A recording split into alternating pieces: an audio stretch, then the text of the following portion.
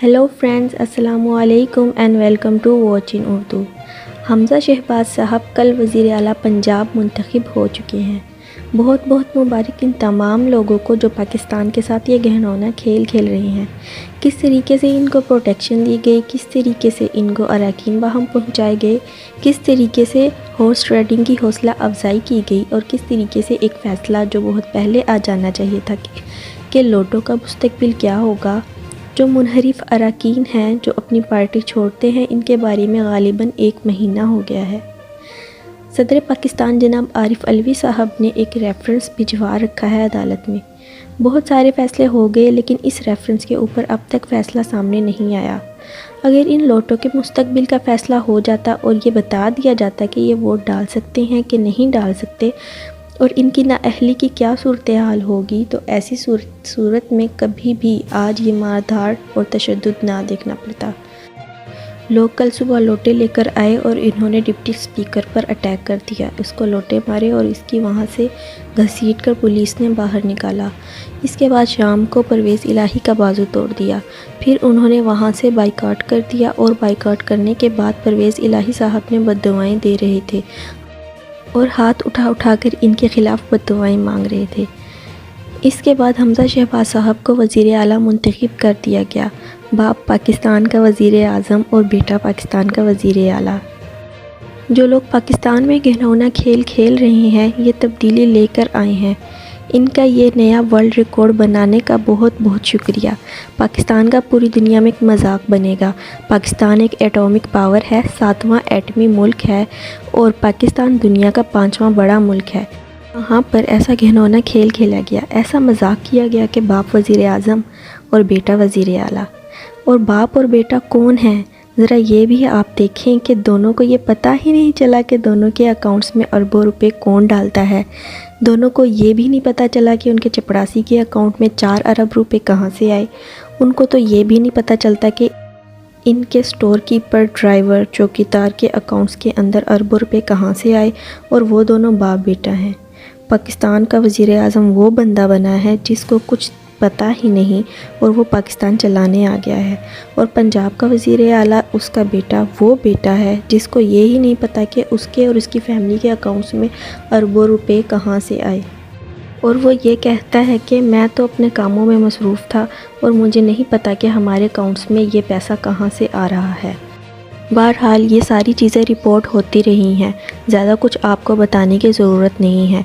एक ऐसा बाप बेटा इनके ज़रिए पाकिस्तान के सबसे बड़े सूबे और पाकिस्तान के वफाक को मजाक बनाने पर और ये घिनौना खेल खेलने पर रिजीम चेंज का जो लोग इसके मुतालिका हैं, इन तमाम को दिल की गहराइयों से मुबारकबाद। एक और चीज़, जो पाकिस्तान का मुंतखब वज़ीर आज़म को इसके हाथ बांध कर इसको हॉर्स ट्रेडिंग के सामने बेबस करके फेंकने पर दिली मुबारकबाद पेश करते हैं। आधी रात को जो अदालतें लगाई गई, इन पे भी दिली मुबारकबाद। इस्लामाबाद के होटल्स पर जिस तरह पैसा चलता रहा है, वो पैसा जिस तरह इस्लामाबाद पहुंचाया गया, इस पर दिली मुबारकबाद। और फाइनली जो ऑपरेशन मुकम्मल हो गया आज पंजाब के अंदर, जो वफाकी काबीना का नाम लिया जा रहा है, मैं वो भी आपको बताती हूँ। आज मुमकिना तौर पर यह हल्फ उठा सकते थे कुछ लोग, लेकिन बाप वज़ीर आज़म और बेटा वज़ीर आला बन गया। अब वो अपनी कैबिनेट बनाएंगे और मोहसिन दावड़ को सैफरोन का वज़ीर आज़म बनाने की खबरें आ रही हैं। ये जो सैफरोन वजारतें होती है, ये रियासती और सरहदी अमूर का वज़ीर होता है, यानी जो पाक अफ़गान सरहदी इलाके हैं, सरहद पर तो फ़ौजी ड्यूटी करते हैं ना। अब सरहद के ऊपर तो हम नहीं जाते, सहाफ़ियों का तो काम नहीं है। वज़ीर इत्तलात या वज़ीर ख़जाना तो इसको लगाया नहीं। अब तक की इत्तलात के मुताबिक इसे वज़ीर सैफ़रान लगाया गया है और हो सकता है कि ये फ़ैसला बदल दिया जाए या पाक फ़ौज सोचे कि इसको किधर लगा रहे हो आप, क्योंकि इनके बारे में भी DGISPR ने बताया था। मोहसिन दावड़ जो PTM का हिस्सा बनने जा रहा है, इसको ये PTM के वो लोग हैं जो बैरूनी एजेंडा पर काम कर रहे हैं, जो बाहर इमदाद लेते हैं और पाकिस्तान के दुश्मनों से ये फ़ंड वसूल करते हैं और पाकिस्तान के इदारों के ख़िलाफ़ ये प्रोपेगेंडा करते हैं। ان کے کچھ لوگ پاکستان سے باہر بھی بیٹھے ہیں جو بھی پاکستان کے دشمن ہیں اور پاکستان کے خلاف پروپیگنڈا کرتے ہیں۔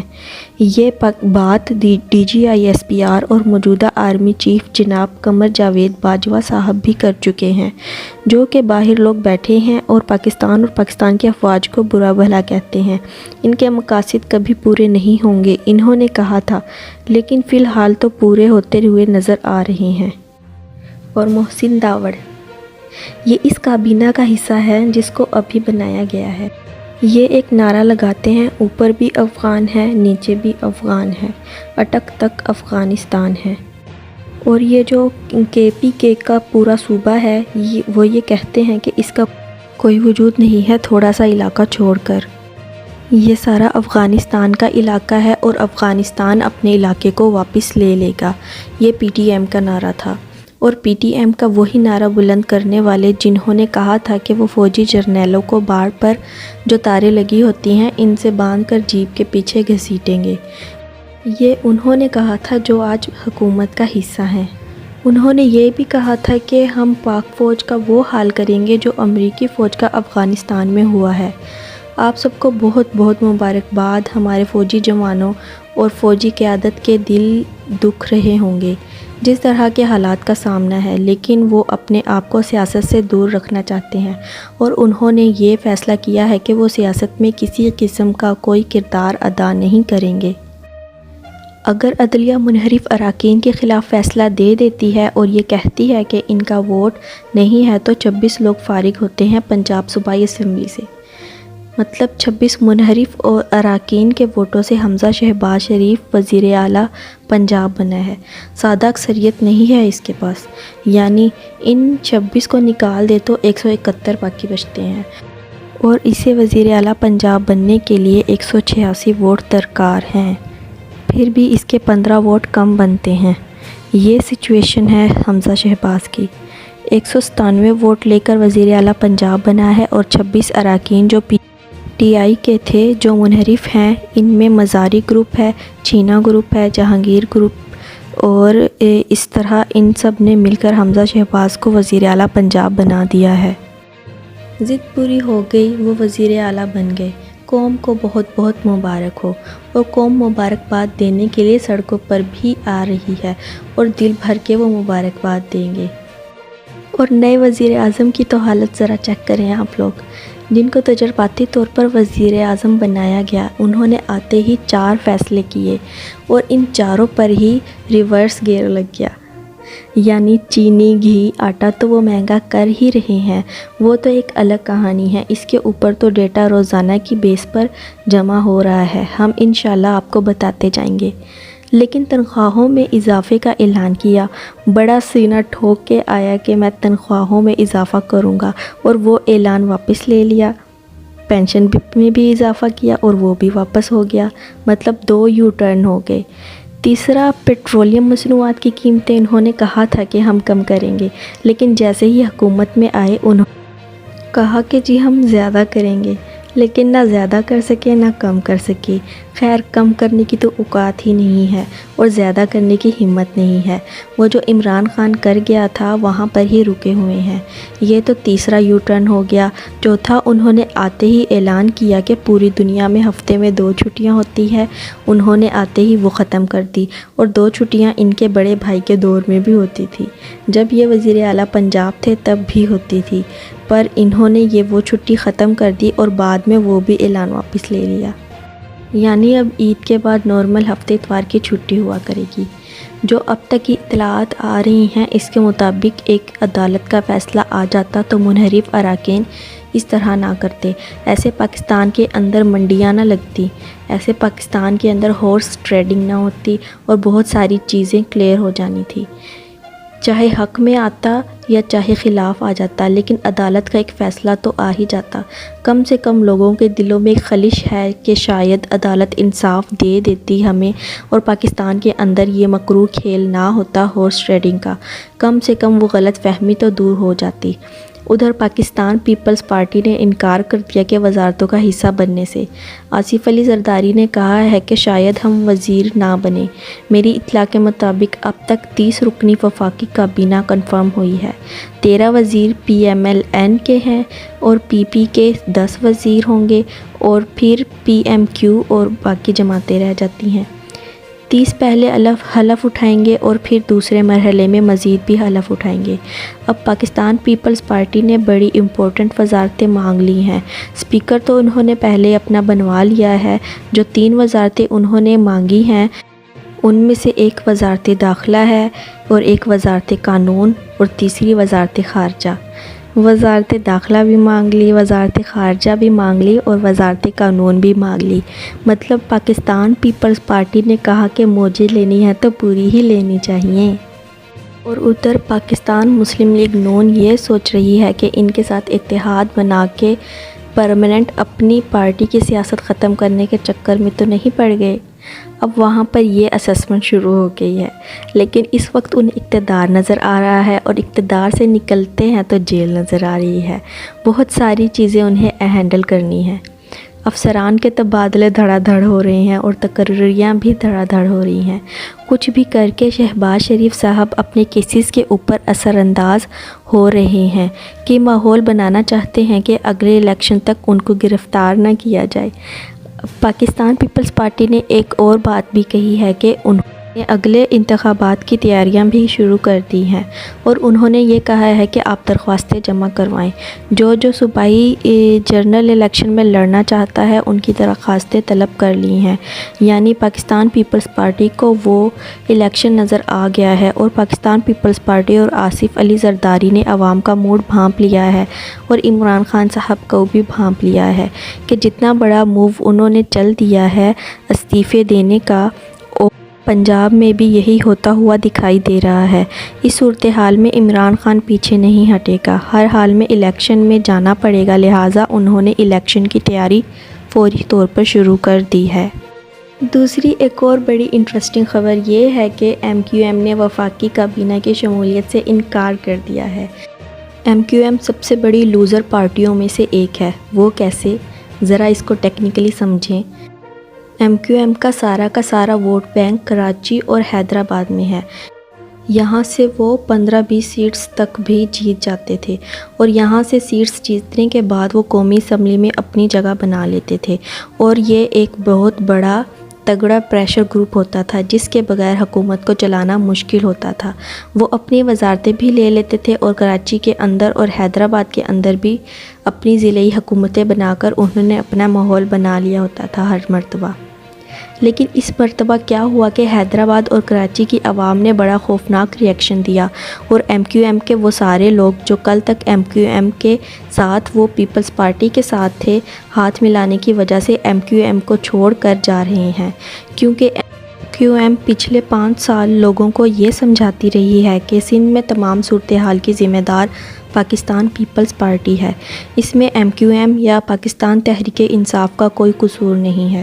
پاکستان تحریک انصاف بڑے فنڈز بھی دیتی رہی ہے، پاکستان تحریک انصاف خود بھی بسیں لے کر آئی ہے، پاکستان تحریک انصاف خود بھی پروجیکٹس لے کر آئی ہے، لیکن پاکستان پیپلز پارٹی نے کوئی کام نہیں کیا شہری سندھ کے علاقوں یعنی کراچی اور حیدرآباد کے لیے۔ اس کے اوپر ایم کیو ایم کو غصہ تھا اور ایم کیو ایم نے وہ غصہ اپنے کارکنوں کو منتقل کر دیا اور جب وقت آیا الیکشن میں اس کا فائدہ اٹھانے کا تو وہ جا کر پاکستان پیپلز پارٹی کی گود میں جا کر بیٹھ گئے۔ تو کارکن ایم کیو ایم میں منحرف ہونے اور بہت سارے ایم کیو ایم کے کارکن ایم کیو ایم کو چھوڑ کر پاکستان تحریک انصاف کے کیمپ میں جا کر کھڑے ہو گئے۔ اب اس صورتحال میں ایم کیو ایم کے لیے اور مشکل ہو جائے گا جو وہ جا کے کیبنٹ کا حصہ بن جائے گی، کیونکہ اب اگر وہ کیبنٹ کا حصہ بنتے ہیں تو کراچی میں یہ ان کی آخری باری ہے۔ پہلے جن لوگوں نے ووٹ دیے تھے اب وہ بھی نہیں دیں گے، بلکہ پاک سرزمین پارٹی اور پاکستان تحریک انصاف یہ بہت بڑے پیمانے پر فتح حاصل کریں گے۔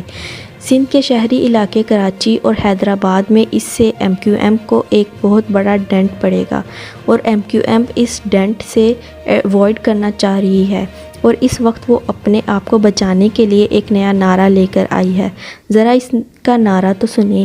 MQM کا وفاقی کابینہ میں شمولیت سے انکار، اور انہوں نے کہا خالد مقبول صدیقی نے میڈیا سے غیر رسمی گفتگو میں کہا ہے کہ ہم وزارتوں میں نہیں جا رہے، باہر رہ کر زیادہ اچھا کام ہو سکتا ہے۔ عمران خان صاحب سے یہ لوگ روزانہ وزارت مانگ رہے تھے، روز کہتے تھے کہ ہمیں ایک اور وزارت دے دو، لیکن اب کہہ رہے ہیں کہ باہر رہ کر زیادہ اچھا کام ہو سکتا ہے۔ اچھا اگلے 2 جملے ہیں، ان کو غور سے سنیے گا، آپ کو پتہ چلے گا کہ MQM نے بہانہ کیسا ڈھونڈا ہے۔ خود لا کے اس کے والد کو وزارت عظمیٰ پر بٹھا دیا اور پھر اس کے بیٹے کو سپورٹ کر کے وزارت اعلیٰ پر بٹھا دیا، اور اب گلہ کرتے ہیں کہ کیا ان کو پہلے نہیں پتہ تھا کہ پنجاب میں وزارت اعلیٰ کے لیے حمزہ شہباز امیدوار ہے؟ کیا ان کو پہلے دن نہیں پتہ تھا کہ وفاق میں وزارت عظمیٰ کے لیے شہباز شریف صاحب امیدوار ہیں؟ پہلے دن سے ہی MQM کو پتہ تھا، لیکن اب ذرا بہانہ سنیں۔ 2 جملے خالد مقبول صدیقی کے میں آپ کے سامنے رکھنے والی ہوں۔ پہلا جملہ یہ ہے کہ یہ حقیقی جمہوریت نہیں ہے، اور دوسرا جملہ یہ ہے کہ یہاں خاندان کو نہیں عوام کو بیٹھنا چاہیے۔ اب یہ بہانہ بنایا ہے کہ ہم اس حکومت کا حصہ اس لیے نہیں بن رہے کیونکہ انہیں پتہ ہے کہ کابینہ 2 ماہ کی ہے، لہٰذا وہ کابینہ میں جانے سے کترا رہے ہیں، اور شہباز شریف صاحب کے گلے میں سب نے مل کر ڈھول ڈال دیا ہے۔ اب شہباز شریف صاحب کو وہ ڈھول بجانا پڑے گا جو ان کو بجانا ہی نہیں آتا، کیونکہ 4 فیصلے کر کے تو انہوں نے واپس لے لیے ہیں، حالات ان کے کنٹرول میں نہیں آ رہے، اور وہ یہ حقیقی جمہوریت نہیں ہے، یہاں خاندانوں کو نہیں عوام کو بیٹھنا چاہیے۔ تو کیا پہلے نظر نہیں آ رہا تھا کہ یہ باپ ادھر آ رہا ہے اور بیٹا ادھر آ رہا ہے؟ تب تو آپ ان کو سپورٹ کر رہے تھے۔ ایکچولی آپ کو نظر آ رہا ہے کہ پبلک آپ کے خلاف کھڑی ہو گئی ہے۔ اب آپ کو نظر آ رہا ہے کہ عمران خان اس سسٹم کو نہیں چلنے دے گا، اور وہ 2 ماہ کے اندر الیکشن میں جانا ہی پڑے گا۔ ویڈیو پسند آئی ہو تو ویڈیو کو لائک کریں، اور مزید ایسی ویڈیوز کو دیکھنے کے لیے ہمارے چینل کو سبسکرائب کریں، اور بیل آئیکن پر بھی پریس کر دیں تاکہ ہماری آنے والی ہر ویڈیوز کی نوٹیفیکیشن آپ کو ملتے رہیں۔ اپنا اور اپنے پیاروں کا بہت زیادہ خیال رکھیں۔ اللہ حافظ۔